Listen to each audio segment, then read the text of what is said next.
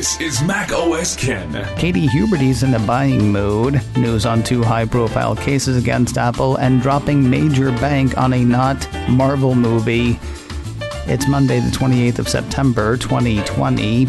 I'm Ken Ray, and this is news from macOS Ken, brought to you by yours truly and sponsored by BetterHelp, online counseling that's there for you. Get 10% off your first month with discount code macOSKen at betterhelp.com/macOSKen. This show is also supported by people like you, patrons through Patreon. Find out more and add your support at patreon.com/macOSKen. Recent weakness in Apple shares has Morgan Stanley analyst Katie Huberty thinking now is a good time to get in. Philip Elmer DeWitt's Apple 3.0 ran part of a note issued early on Friday. Her thinking then that Apple at $108 a share was a compelling entry point. Then shares traded up $4, but still. Quoting her note, "We view the recent pullback and more cautious hedge fund positioning as providing a constructive setup heading into the iPhone 12 launch, especially given fundamental data points remain strong. Positive seen by she and hers. iPhone share in Europe and China still seems to be growing. Apple stores are reopening more quickly, with 87% of global locations open for business in some capacity. She sees that as a particularly big deal with iPhone 12 just around the bend." Notes from Apple supplier Jabil indicate continued strength for iPhone SE and great expectations for the next round of iPhones. And finally, Morgan Stanley sees lead times extending for Apple's Mac and MacBook lineup, something they see as indicative of strong demand, not lack of supply. Huberty has an overweight rating on Apple shares. Her price target on the shares is $130. While anything can happen in these anything can happen times, Elmer DeWitt points out something interesting about the last time Huberty called a compelling entry point for Apple. It was in January of 2019 when shares were trading at $152.70. Split adjusted, that would be $38.59. Interesting. Though again, anything can happen. If you thought the European Commission would walk away from the fight for Apple's $15 billion, think again. Contrary to reports suggesting otherwise, a piece from Cult of Mac says the EC will appeal July's ruling that said Apple should get back the $14.8 billion being held in escrow. 4 years this has been going on. 4 years. The EC made the tax demand to Apple in 2016, according to the Cult, accusing it of benefiting from illegal state aid from Ireland.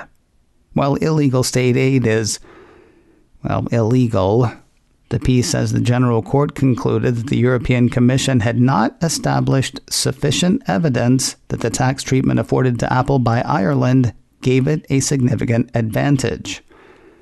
The court was so stern in its ruling that some thought the EC would take its lumps and stay home. Not so. In a statement issued Friday, EC Competition Commissioner Margareta Vestea said, "Making sure that all companies, big and small, pay their fair share of tax remains a top priority for the Commission.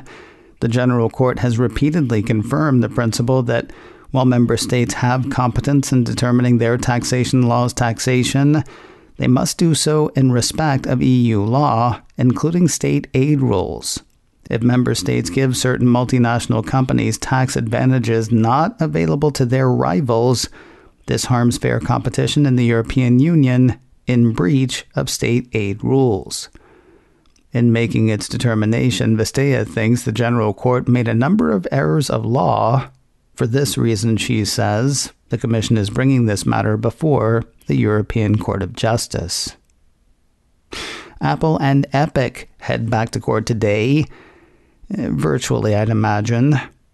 Bloomberg says U.S. District Judge Yvonne Gonzalez-Rogers will decide whether to force Apple to let Battle Royale video game Fortnite back into the App Store with Epic's in-house payment option. She will also rule if Apple can block third-party apps using Epic's Unreal Engine development software. Smart money's on things staying as they are. Epic International will probably get to keep its developer license, meaning Unreal Engine will keep getting updates and keep working for iOS and Mac developers that use it.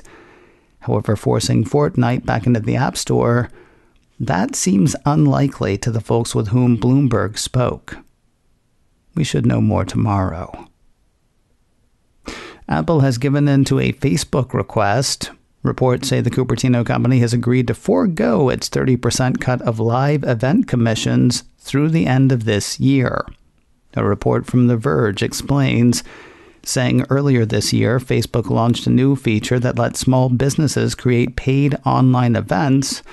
The company framed it as a way of helping organizations struggling with lost revenue during the pandemic and said that because of the exceptional circumstances, it would not collect any fees on purchases for these events until August of 2021.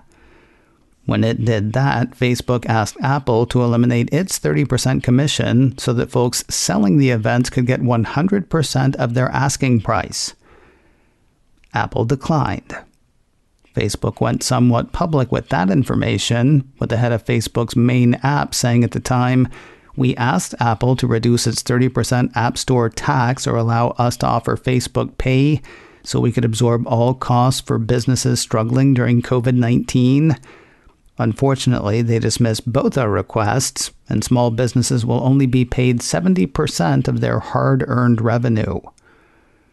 Now Apple has relented. According to The Verge, the social network now says Apple will let it process payments for online events using Facebook Pay. That means no 30% fee for Apple and more money for businesses, at least in the short term.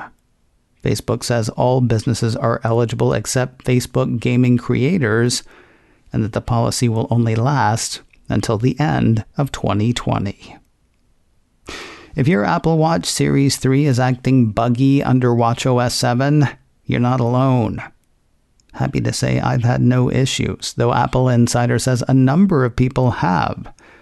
The piece cites a thread on Apple support forums that have Series 3 wearers citing unprompted crashes and reboots, as well as battery drainage problems since installing watchOS 7.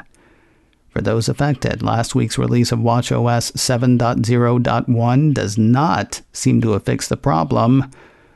As for what relief may be on the way, Apple Insider says it is unclear if Apple is aware of the Apple Watch Series 3 issues with watchOS 7, but given the number of complaints on the thread, including 649 people clicking the "I have this question too" button, it is probable that the company knows about them. More news in a moment, but first a word from BetterHelp, online counseling that's there for you. One of the greatest things about the internet is that it puts all sorts of information at your fingertips. Same goes for assistance. BetterHelp works with thousands of licensed professional therapists with countless areas of focus. Family issues getting you down, relationship issues, LGBT matters.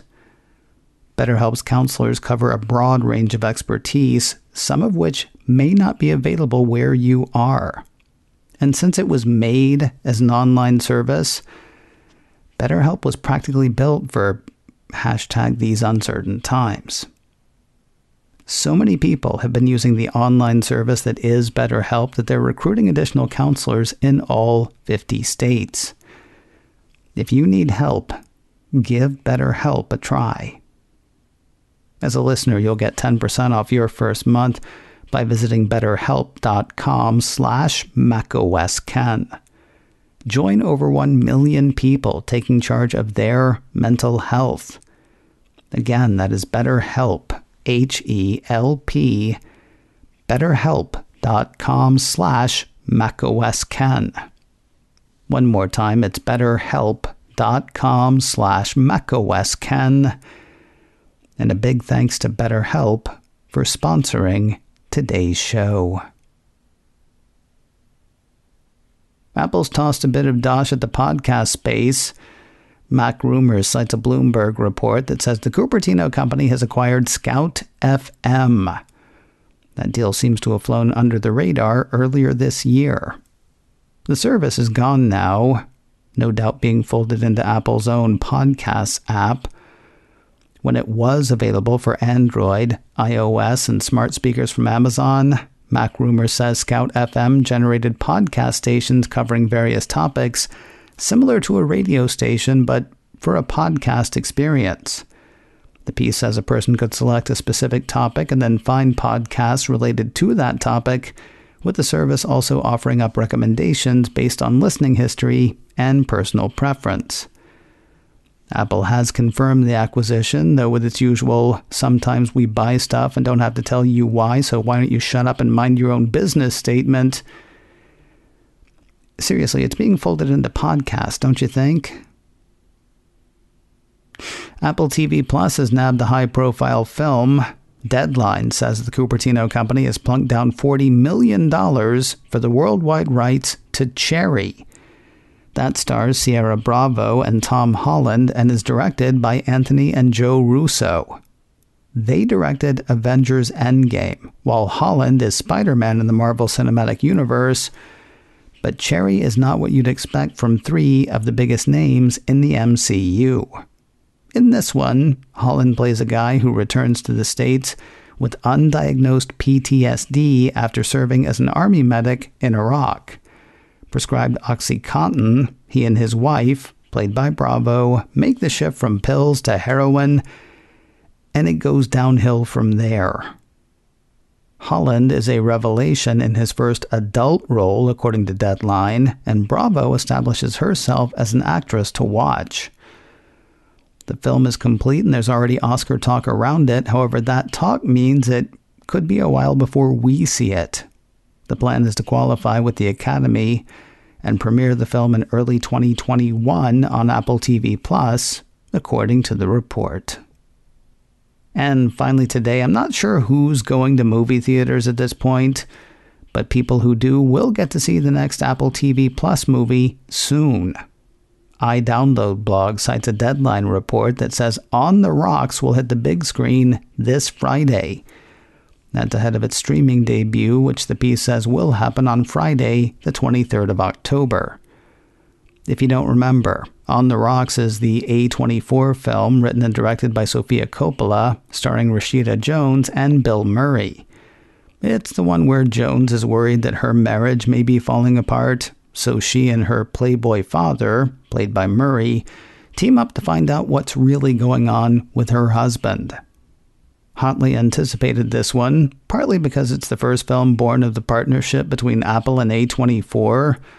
Mostly, though, film folk are excited because it reunites Coppola and Murray, who made cinematic magic in the early aughts with the indie hit Lost in Translation. While you wait to see this on the big screen or small, you can catch the trailer on YouTube. Coming up in a few minutes, did you know that Uber and Hyundai have plans for a flying taxi service?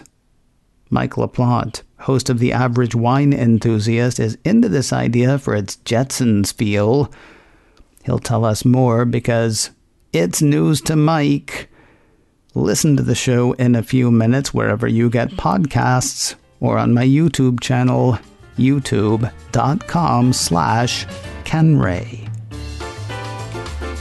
macOS Ken, brought to you by me and sponsored by BetterHelp. Get 10% off your first month with discount code macOSKen at betterhelp.com/macOSKen. This show is also supported by people like you, patrons through Patreon. Find out more and add your support at patreon.com/macOSKen. Advertising handled by Backbeat Media, online at backbeatmedia.com. You can reach me a couple of ways. Info at macosken.com or call 716-780-4080. We will talk again tomorrow. Until then, that is news from macOS Ken.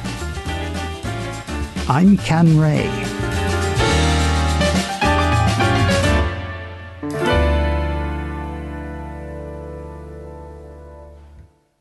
Ciao.